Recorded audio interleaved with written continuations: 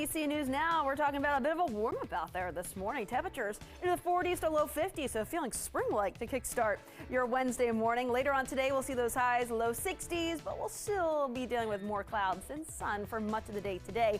More details, look at towards the West Side 7 Day coming up. Also coming up this morning, the string of teen gun violence continues, where police are in their investigation into last night's deadly shooting in the district. Plus, new video showing the moments leading up to the death of a Virginia man in custody, how this evidence is impacting the investigation. And a DC News Now exclusive, how a misunderstanding almost ended with a plane and an ambulance crashing into each other at a local airport. The station covering all of the DMV. This is DC News Now.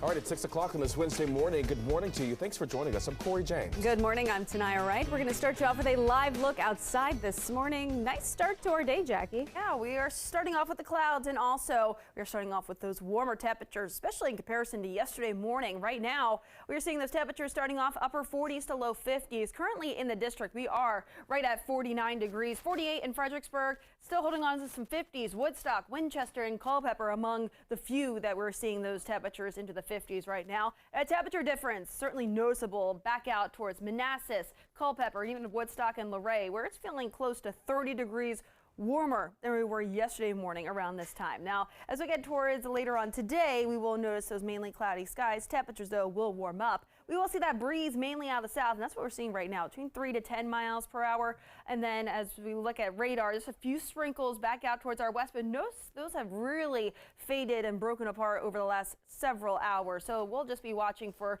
those mainly cloudy skies and drier conditions through the rest of the morning. So for the kids at the bus stop, again, mainly cloudy. Those temperatures a little bit warmer than yesterday morning. We're talking with those temperatures into the 40s through the morning and into the early afternoon before we bounce back low 60s later on today.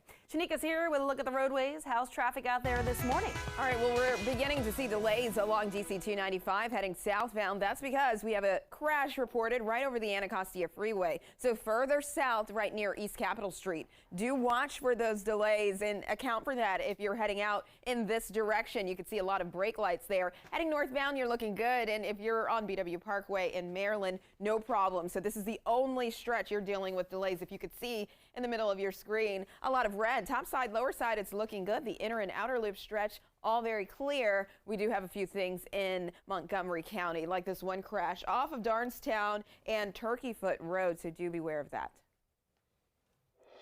All right, Shanika, thank you. Your time right now was 6:02, and your No and Go headlines. A teen is dead, another in the hospital after a double shooting last night. It happened in Southeast D.C. near Alabama Avenue and Suitland Parkway. Our Lex Royce is live in a moment with the latest. The Manhattan grand jury investigating Donald Trump did not hand down an indictment against the former president yesterday. That's after Trump predicted last weekend that he would be arrested. The grand jury is investigating allegations that Trump falsified business records to cover up hush money payments made to an adult film actress. And new video this morning showing the final moments before Irvo Otieno died in a Virginia mental hospital. The video shows Otieno lying on the ground after being swarmed with as many as 10 people for almost 12 minutes. Now, 7 Henrico County Sheriff's deputies and 3 employees of Central State Hospital have since been charged. The FAA is investigating this morning after a close call on a runway at BWI. An ambulance crossed a runway when it was not supposed to, coming within 50 yards of a plane taking off. Our Joseph Omo is in our newsroom this morning with more details coming up. All right, 6:03 right now. Deputies in Stafford County, Virginia are issuing an Amber Alert. This comes after police say a mother abducted her daughter. This happened at Stafford Elementary School yesterday. Rosa Gregg allegedly picked up both of her children. However, there is an active protection order filed against her. The school says they did not know about that protection order. Now, this right here is Gregg. She is 32 years old, likely driving a 2014 black Chevy Camaro. This is believed to be her Virginia license plate. It reads VCJ 5953. If you have any information, you're asked to call police. Time right now is 6:04. A high school student is recovering this morning after officers say he was found unconscious in a McDonald's bathroom yesterday. Now, this happened on Darnestown Road in Quince Orchard in Gaithersburg, Maryland. Montgomery County Police say Narcan was administered to the student before he was taken to the hospital. In a statement, Quince Orchard High School's principal said in part, quote, a student was experiencing a medical emergency during lunch off school premises. Friends of the student took swift action to call 911 and emergency personnel arrived on scene. And a D.C. teenager is dead this morning, another in the hospital recovering after a shooting in Southeast. Police are still in the early stages of that investigation this morning. Let's get to our D.C. News Now's Lex Warris, who is live at police headquarters. Lex, good morning.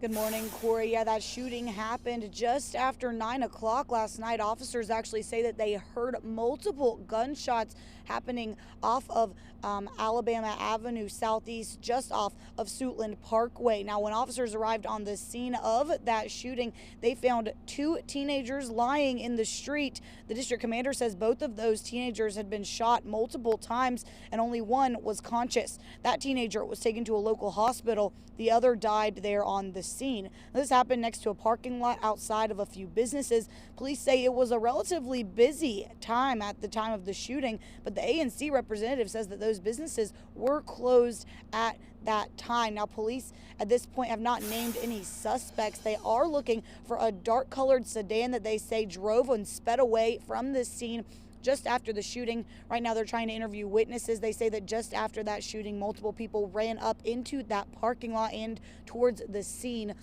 where those teenagers were on the ground. They are trying to hear from anybody who may have seen or heard anything, and they ask if they haven't reached out to you or found you to please reach out with information to the MPD tip line. Of course, as we find out more information about the shooting, we'll let you know both here and online. For now, live in Washington, I'm Lex Juarez, DC News Now. Thank you, Lex. Bomb threats disrupted a New York courthouse yesterday ahead of a possible indictment against former President Donald Trump. The threats were unfounded, and that indictment never came. Despite that, law enforcement here in the district are still preparing for a possible indictment to be handed down and protests that could come with it. Meantime, the former president is awaiting the grand jury's decision at his Florida home. That grand jury investigation is investigating allegations that Trump falsified business records to cover up hush money payments made to an adult film actress during his campaign for the White House. Now, that is just one of multiple investigations surrounding the former president. The New York State Attorney General is suing Trump for alleged business fraud. Lawmakers in Georgia are looking into if Trump broke any laws when he tried to challenge the state's election results in 2020. One prosecutor says the case in Georgia is strong. He can face anywhere from 1 to 3 years when we're talking about solicitation to commit election fraud. So it just depends on the charge itself. But that is also another criminal avenue that Donald Trump should not take lightly, because I think that case is a strong case.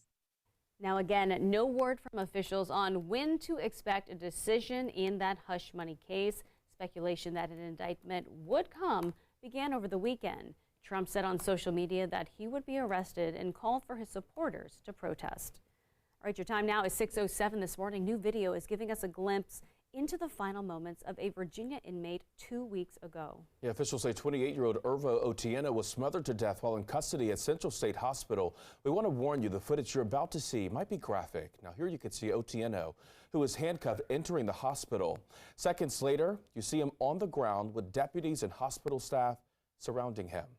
Footage then captures Otieno being pinned down by nearly a dozen people for more than 10 minutes.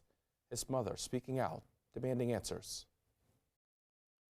They smothered the breath out of my baby. They murdered my baby. And those are my questions. Why did they do that? Why? What right do they have to do that? We're also learning more from officials that the first 911 call came in around 40 minutes after Otieno arrived at the hospital, and it reportedly took medics 30 minutes to get there. Now, 7 Henrico County Sheriff's deputies and 3 Central State Hospital employees have been charged with second-degree murder. Time right now is 6:08. The Federal Reserve is meeting today to make a decision on interest rates. Investment banking company Goldman Sachs predicts the Fed will take a pause on interest rates until the financial system is back on its feet.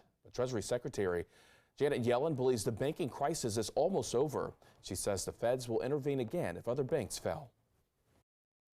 Similar actions could be warranted if smaller institutions suffered deposit runs that pose the risk of contagion. Interest rates increased rates 8 times since last March because of inflations. The Federal Reserve is expected to announce their decision on rates later today. New this morning, too close for comfort. DC News Now has learned that while the Southwest Airlines flight was taking off from BWI, an ambulance crossed the same runway, coming within less than 200 feet of that plane. We do want to get right now to our Joseph Omo, who broke that story right here on DC News Now. So Joseph, tell us all about this. Hey, Tanaya, good morning to you. So this happened back in January of this year. The Southwest flight well into its departure roll down the runway at BWI, as you were saying there a second ago, when an ambulance crossed the exact same runway without getting any clearance from air traffic control. Now, just to put this into perspective for you, the plane and the ambulance got to a distance of each other where they were roughly about they were less than half of a football field away from each other. Take a look. 471, so 15, right, cleared for takeoff. It started just like any other flight, but it quickly became a close call. 5439, make sure you're inside runway 10. What you just heard there was an air traffic controller at BWI urgently reminding an ambulance driver that he was not supposed to cross a runway that a Southwest Boeing 737 was using to take off at the same time. The pilot, once airborne, clearly confused about what had just happened. Southwest 471 switching over. What was the issue there with the ambulance? Yeah, we actually told them to the whole story. We're going to investigate that. Sorry about that. All right. This incident is known as a runway incursion, when something is on a runway that shouldn't be. The FAA ranks runway incursions based on their severity. This one fell under Category B, which by the FAA's definition means there was a significant potential for collision. Though in this case, just another close call. And a spokesperson for BWI telling DC News Now yesterday that immediately after that incident happened, that runway incursion happened, Tanaya, new procedures were put into place to assure that a close call like that does not happen again at BWI. But of course, with all the close calls that we've been talking about this year, certainly raising some alarm bells. Definitely does. And Joseph, we're finding out about this close call only about a week after the FAA's Special Safety Summit. That just happened last week. Yeah, a week ago today, Tanaya. Good memory there. Yeah, 7 days ago, the FAA, the administrator of the FAA, Billy Nolan, the NTSB chair, Homendy, even Secretary of Transportation Pete Buttigieg, other airline leaders and aviation safety leaders, they met up in McLean, Virginia, to talk about all these recent close calls that we've been seeing. No definitive solution was made because there isn't a lot that connects all of these close calls. They're all very different. But of course, a lot of eyes on these close calls. And if you want to learn more about the specific one at BWI, go to dcnewsnow.com. Reporting here in the newsroom, Joseph Omo, back to you. All right, thank you, Joseph.